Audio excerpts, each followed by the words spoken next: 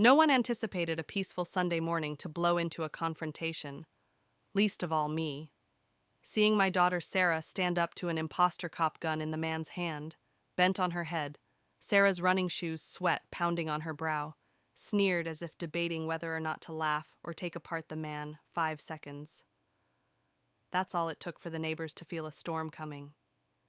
It began because the Homeowners Association believed a wannabe sheriff with an ego bigger than his badge could protect us. 2 months ago, we'd moved to Cedar Grove Estates, a sprawling suburban haven with big lots and open fields. Sarah, a retired Marine Corps instructor, was easing into civilian life, jogging trails and gardening our backyard plot. I should have known peace wouldn't last.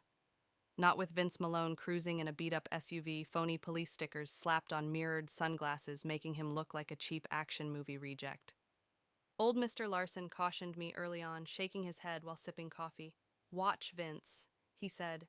"Believes he's a lawman. Behaves like it, too. I thought it an exaggeration." I was dead wrong. That morning, the sky glowed golden pink as Sarah double-knotted her shoes and set out on the community trail. I sipped coffee on the porch, mapping out my day. 20 minutes later, tires screeched, shouts erupted, coffee slashed as I ran down the driveway. A crowd had formed at the trailhead, and there was Sarah, cool as steel, standing up to Vince, who waved a pistol like a bad movie villain. "Show ID now," he snarled, voice trembling. "You're trespassing, suspicious." Sarah's stare could have melted iron. "And if I don't what?" "Deputy dog," she joked. He brought the gun, knuckles white. Gasps ran through the crowd. Phones came out. My heart was racing, but I trusted Sarah's training. She moved ahead, hands raised just high enough to appear innocent. Her posture pure control.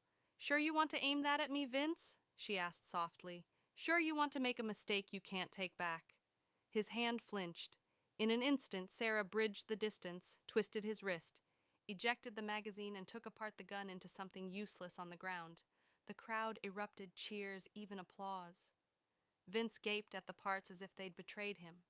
Sarah dusted her hands. "Call your boss," she teased. "Oh, wait, you don't have one."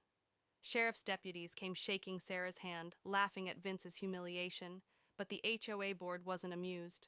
Mrs. Caldwell, the president hottie, swept in perfume filling the air, pleading Sarah not to press charges to spare the community's reputation. She promised free dues for a year. Sarah smiled, saying she'd consider it, but I knew that looked calm, deadly scheming. Vince and the HOA thought they'd escaped a bullet. They hadn't anticipated the war. Sarah did not hurry her counterattack. She was a tactician, not an hothead playing chess while the others played checkers. After disarming Vince, she completed her jog, flicking me a smile as she headed back. "We're going to have fun with this," she said. I did not question. I'd observed that glint in her eyes during Marine days. For days, she had appeared relaxed, jogging, chatting with neighbors, but she was stalking intelligence. Her questions were sharp. How long had Vince patrolled? Who paid him? How were fines issued?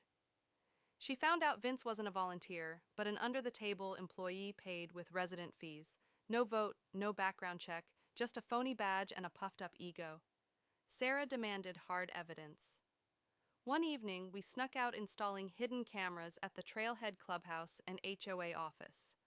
Adrenaline pumped like we were on a spy mission. In days, the cameras recorded Vince bullying a teen cyclist for threatening safety and intimidating a mom over birthday balloons, demanding a permit or a $500 fine. The video enraged me, but Sarah remained ice cold. "This is gold," she said, saving it to her laptop.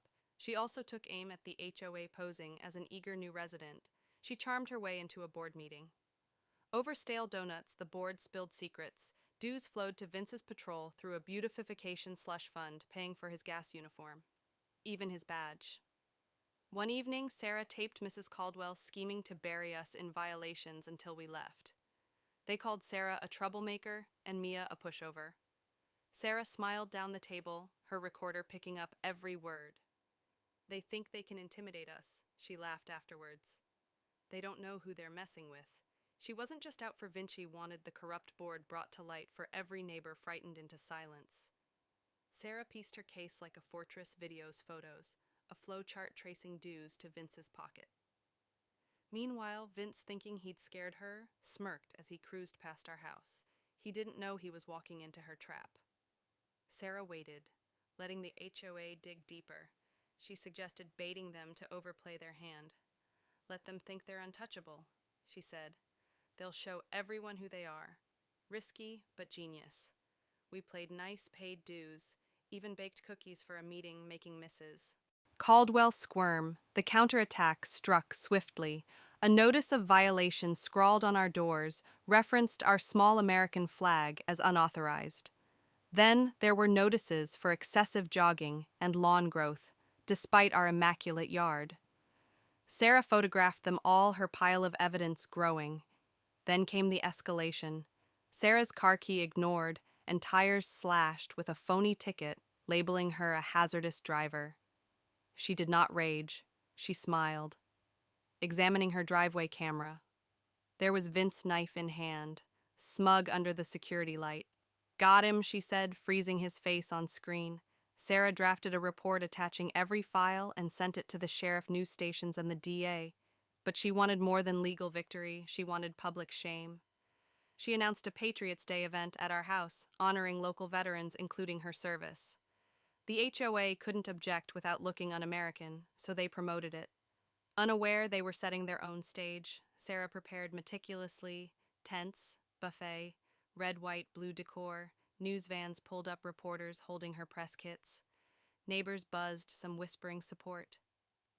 The board arrived, Mrs. Caldwell's smile strained.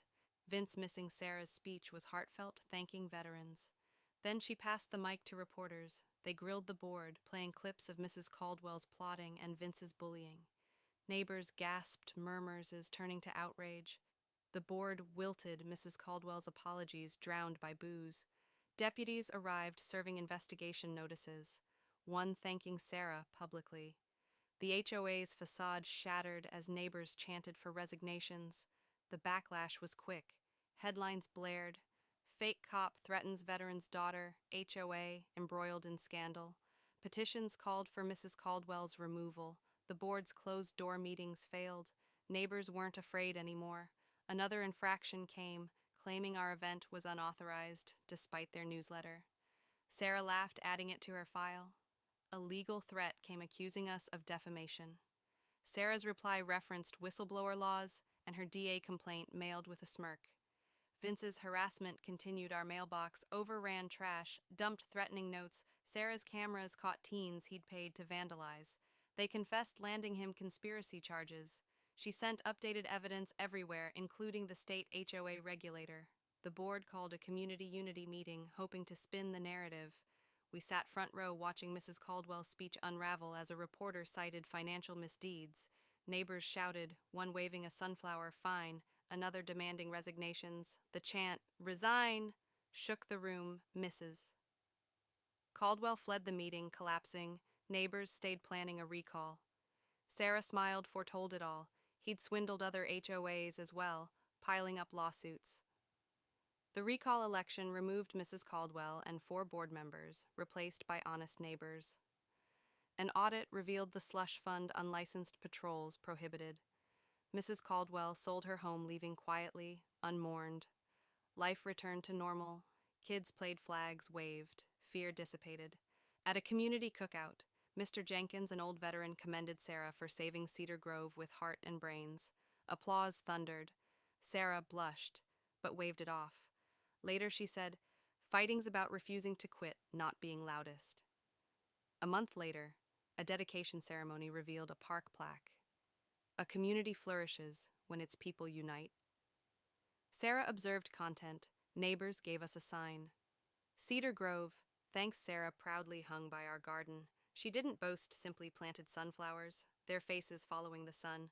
Newcomers heard the tale of the jogger who overthrew tyrants, and old-timers smiled, saying, "Let me tell you about the HOA that believed it was the boss."